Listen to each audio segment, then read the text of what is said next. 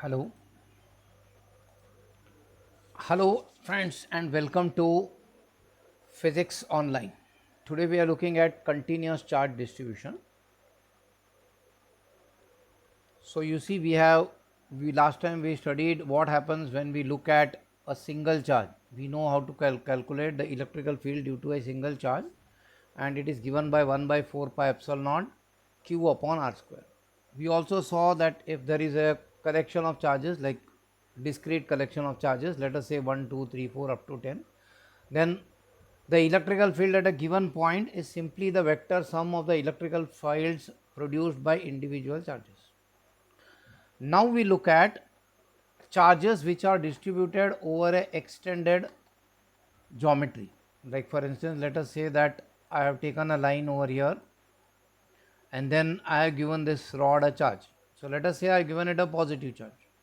So when I give a positive charge, the positive charge is evenly distributed on this rod, and I want to find out the electrical field near it.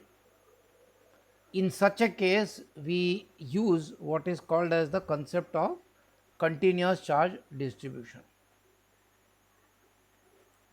So let's look at the different charge distribution that we come across. Now first and foremost important is, let us say that we have a line which is in the form of a curve, like you can see the one on the leftmost thing, and we have given it a total charge q.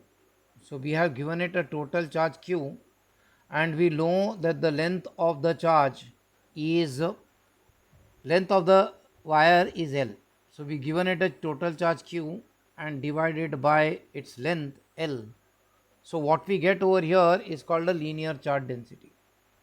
It's called a linear charge density. So that is what is put over here in so much so terms. Look at this. Linear charge density is the charge distribution on a one dimensional curve. It could be a line, it could be a circle, it could be anything, but it is linear. That means its thickness or its volume is much less compared to its length. We define the linear charge density at any point on the line as the charge per unit length. So let us assume that we have given a charge of 50 coulomb. We have given a charge of 50 coulomb, correct, to a wire which is 5 meters long. 50 coulomb to a charge which is 5 meters long. So the length in our case is 5 meter. Then the linear charge density will be 10 coulomb per meter. 10 coulomb per meter. That is what is the meaning of this. So if you take a small element of the wire over here whose length is delta dl, and it carries a charge dq, then its linear charge density will be dq upon dl, and the unit of linear charge density is given as coulomb per meter. Let us proceed and look at a surface. So now we have a surface and we have given it a even charge q. So the charge per unit area, that is, if you take a small area whose area is ds and it carries a charge dq, then surface charge density is dq upon ds, and its SI unit is coulomb per meter square. Same way, if you take a volume and to a small volume you have a charge dq inside the volume, then the volume charge density is defined as dq upon dv, that is the charge upon volume, and its unit is charge per meter cube. Now we look at the actual application of this uniform charge density. So let us say that we want to find the electrical field due to a long wire, infinitely long wire, and we have given it a charge in such a way that its charge density is lambda. So per se in the sum we are not given the value of the charge or the length, we are only given that the charge density is lambda, and we are supposed to find the intensity at a point p here. So here this is extending both ways into infinity. Remember that we have not shown the whole part of it, but it is assumed that it is extending both sides, this side as well as the other side, it is extending up to infinity. Now we take a small portion of the wire and its length is dx. It is at a distance x from the point O and it carries a charge dq. Now according to the definition of linear charge density lambda, dq should be equal to lambda dx. So we know dq in terms of the length dx. Now if you look at the point P, which is at a distance r from dq, then obviously the electrical field according to point charge, electrical field due to point charge should be d is equal to 1 by 4 pi epsilon naught dq upon r square being the distance between dq and P. The horizontal distance is x and the vertical distance is y. So r square will be equal to x square plus y square. We replace the value of r square with x square plus y square, and so we get, and we replace the value of dq as lambda dx.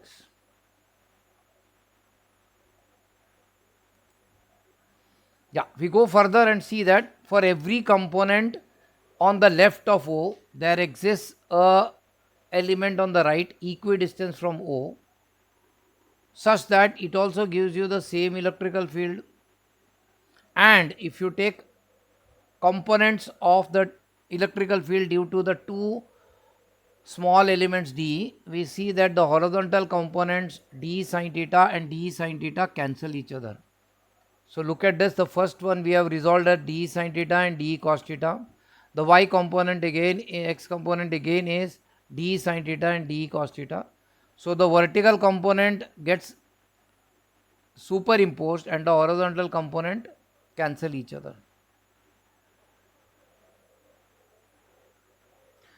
Now, if you want to find out the total electrical field at P due to the whole distribution of charge, then we have to integrate it from x going from minus infinity to plus infinity dE cos theta. Now we know the value of dE, 1 upon 4 pi epsilon naught lambda dx root of x square plus y square the whole square.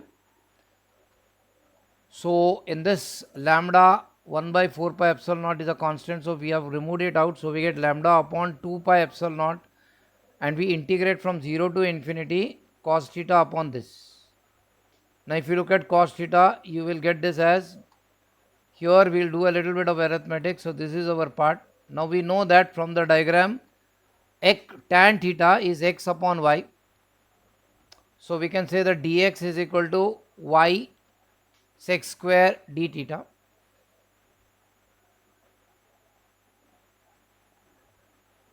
So x square plus y square will be equal to y square outside 1 plus tan square theta, that will be y square sec square theta.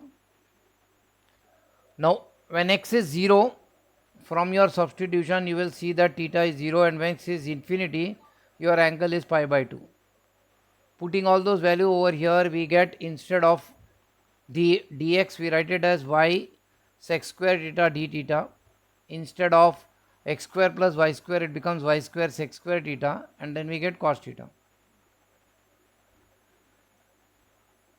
Now your y will go out, and y is a constant throughout, so we have got lambda 2 pi epsilon naught y, and we are integrating between 0 and pi by 2 cos theta d theta, which happens to be sin theta, and we get E is equal to lambda upon 2 pi epsilon naught y. Y is the perpendicular distance of the point from the line. So the electrical field at a point P is given by lambda upon 2 pi epsilon naught y, where lambda is the linear charge density.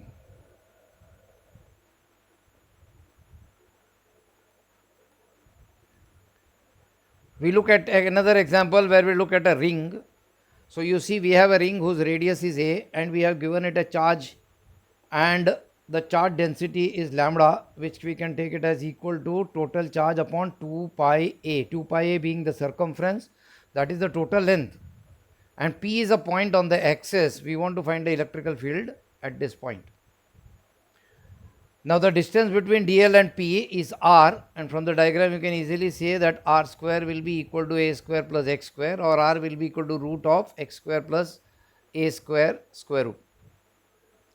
Electrical field at P is dE, which will be equal to q dq upon r square, dq being the charge, small elemental charge on the ring, and we know that dq will be equal to q upon 2 pi a. Q is the total charge on the ring, and 2 pi a is the length of the ring. So this can be taken as linear charge density, but we keep it as it is, and dq will become dl. So dq will be equal to q upon 2 pi a into dl. Here again we will take the resolution, we'll resolve the vector into dE cos theta and dE sin theta. Now remember, for every element there will be a diametrically opposite element whose vertical component are going to cancel each other, like in the previous case. So in this case we have taken an element diametrically opposite to it, and its dE, or the electrical way to do it is this. It has two components, dE sin theta and dE cos theta. Remember that dE sin theta of the first element and the later element cancel each other, and dE cos theta is superimposed. So the total electrical field at P will be equal to integration of dE cos theta for all values of charge on the ring. So it will go from 0 to 2 pi a dE cos theta. Now looking at that integration, we say that dE cos theta from this figure can be said as equal to x upon r. So replace cos theta by x upon r. dE value we already know is q dl 2 pi a upon r square. So it will become r cube, and that is a constant. So we take k q x 2 pi a r cube. All those factors which do not come into integration outside, and we will simply integrate dl.